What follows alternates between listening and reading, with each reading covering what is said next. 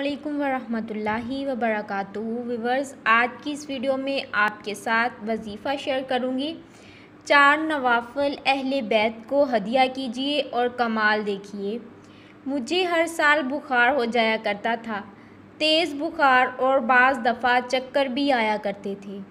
किसी सूरत भी आराम नहीं आ रहा था। मुझे मेरे स्कूल की लाइब्रेरियन ने बताया कि तुम 2 नवाफिल तवज्जो ध्यान के साथ पढ़कर हज़रत फ़ातिमा अलैहिस्सलाम को हदिया कर दिया करो, और फिर इसी तरह 2 नवाफिल पढ़कर शुहदाए करबला की अज़वाज को हदिया किया करो।